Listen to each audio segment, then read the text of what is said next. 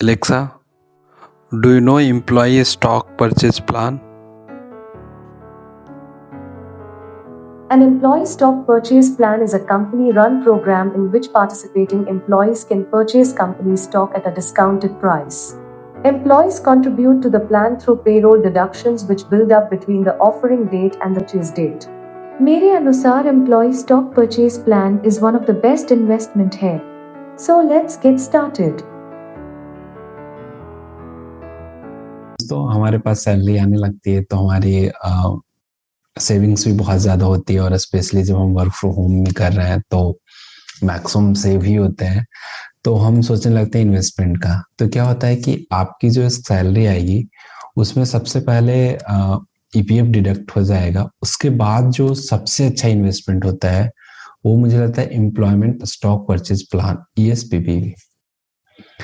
तो इसमें क्या होता है कि आप अपनी सैलरी का किसी कंपनी में 10% अलाउ करते हैं, किसी में 15% अलाउ कर सकते हैं कि आप कंपनी का स्टॉक खरीदने में लगा सकते हो और वो कंपनी का स्टॉक आपको 15% डिस्काउंट पे मिलेगा।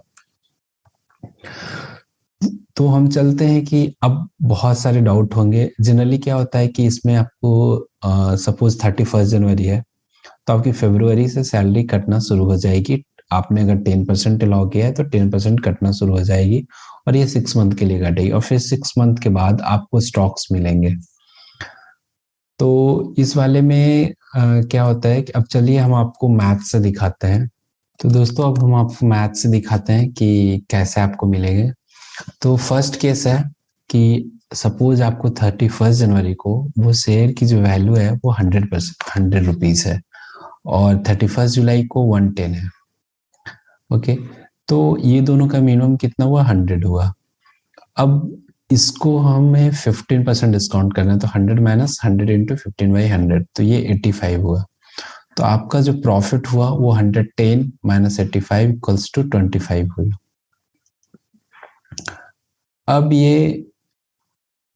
अब हम निकालते हैं कि कितना परसेंटेज। तो जो बचपन में हम करते हैं ना मैथ्स, 85 में 25 का फायदा हुआ तो 100 में 25/85 इंटू 100 तो ये आपका है 29.41% का फायदा हुआ। मतलब कंपनी की शेयर वैल्यू अगर 10% से बढ़ती है तो भी बढ़ती है तो आपको फायदा कितना होता है? 29.41%। अगर ज्यादा बढ़ती है तो आपको ज्यादा होगी। अब आप लोग बोल रहे होंगे कि वेट हो सकता है कि कंपनी की शेयर की जो प्राइस है वो बढ़े ही नहीं। तो चलते हैं दूसरे केस की ओर। अब आपकी जो है पहले 31 जनवरी को भी 100 हुई और 31 जुलाई को भी 100 हुई। तो ये दोनों में मिनिमम क्या है? 100 है। अब आप लोग बोलोगे कि प्रॉफिट कितना होगा? 15% डिस्काउंट पे हमें कंपनी देगी यानी 85 पे देगी। तो अब आप लोग गेस करके बताएं कि कितना परसेंट डिस्काउंट, कितना परसेंट आपको फायदा होगा। वीडियो 1 सेकेंड रुकिए, वीडियो पॉज कीजिए और बताइए। ओके, तो आई थिंक मैक्सिमम लोगों ने 15% आंसर दिया होगा और ये मेरे बैचमेट भी दे रहे थे, मेरे कलीग्स भी दे रहे थे, बट हम मैथ्स का स्टूडेंट है तो हम मैथ लगाएंगे।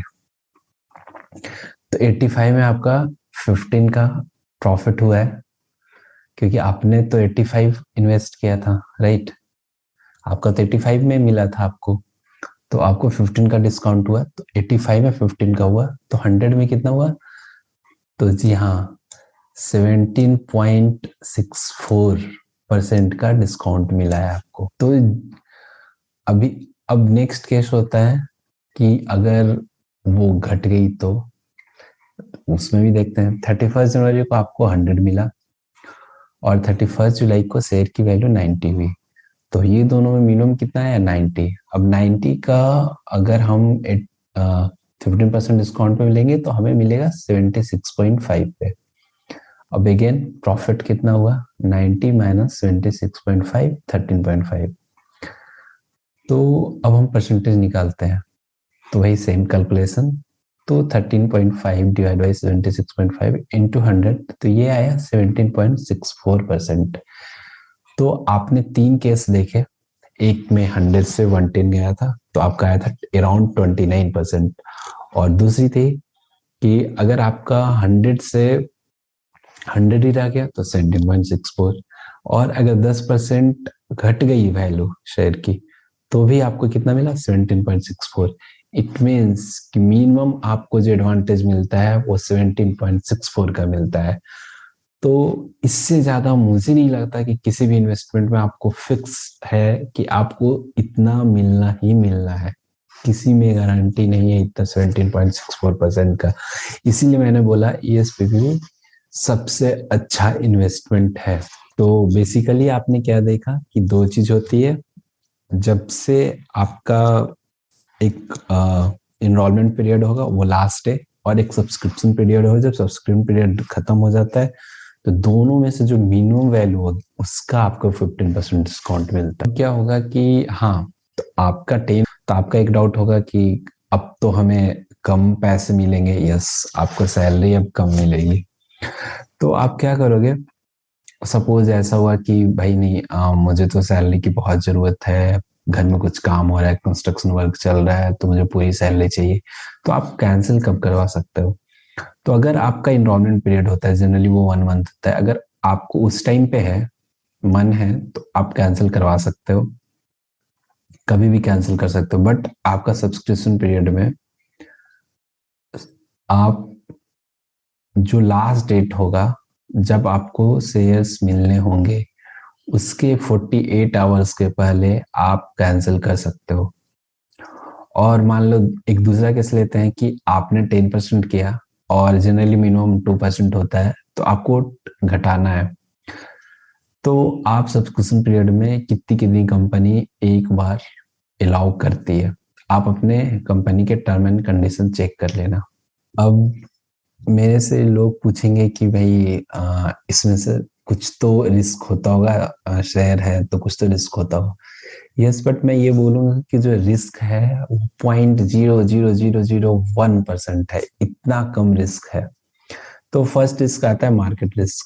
आपको सपोज 31 जुलाई को ये मिला तो आप नेक्स्ट डे बेचोगे। अब नेक्स्ट डे हो सकता है कि बहुत ही शेयर की वैल्यू बहुत ही ड्रॉप कर जाए, बट वो लोअर सर्किट लग जाए। बट जनरली जो आपको कंपनी ESPP आपको ऑफर कर रही है वो लोअर सर्किट नहीं लगेगा, राइट।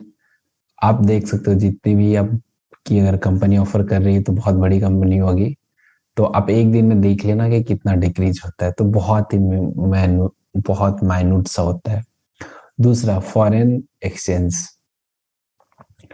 ये हो सकता है कि आपने किया, राइट, आपको मिला और आपको रुपीस की वैल्यू बहुत घट गई। तो जनरली आप इंडिया में हो, रुपीस की वैल्यू अब $1 इक्वल्स टू लाइक अभी अगर 75 है तो वो $1 इक्वल्स टू 70 हुआ। बट ऐसा नहीं होता है, आप हिस्ट्री देखो तो धीरे धीरे हमारी जो $1 इक्वल्स टू ऊपर ही जा रहा है, मीन्स 75 76 पहले और कम था, तो हमारी वैल्यू रुपीस की वैल्यू डिक्रीज ही कर रही है। तो ये हमारे लिए कोई रिस्क नहीं हुआ। बट अगर आप इंडिया से बाहर हो तो मैंने बस बता दिया कि अगर आपकी करेंसी स्ट्रांग हो रही है तो उस केस में आपको रिस्क हो सकता है। अब आपको जो यहाँ पे शेयर है, अब विड्रॉ किया है, आपने बेचा, तो आप बैंक अकाउंट ऐड कर रहे हो, तो क्या होगा कि आपकी जो डॉलर्स है वो कन्वर्ट करने का एक्सचेंज चार्ज लगता है।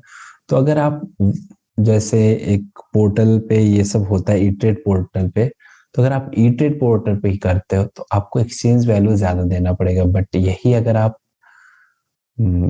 बैंक के थ्रू करते हो, लाइक आपका अगर HDFC बैंक है उसके थ्रू करते हो, तो आपको एक्सचेंज रेट कम देना पड़ता है। अब लास्ट पॉइंट कि आपको क्या क्या ध्यान रखना है। फर्स्ट, कि आपकी company employment stocks purchase plan offer करती है कि नहीं। सेकंड, एनरोलमेंट पीरियड कब है, क्योंकि हो सकता है आपका छूट जाए, लाइक मेरा लास्ट ईयर छूट गया था। तो आप पहले ही जब ज्वाइन करोगे तो ये पता करोगे कि उसकी एनरोलमेंट पीरियड कब है और ये छोड़ना नहीं है। थर्ड, अपना कंट्रीब्यूशन मैक्सिमाइज करोगे। क्यों? क्योंकि इसमें गारंटेड, ऑलमोस्ट गारंटेड कितना परसेंट का रिटर्न है? 17.64% का। और इससे ज्यादा भी हो सकती है, ये तो एक मिनिमम है। तो मिलते हैं दोस्तों नेक्स्ट वीडियो में। एलेक्सा, आप कुछ बोलना चाहते हो? Please like, share and subscribe for awesome video.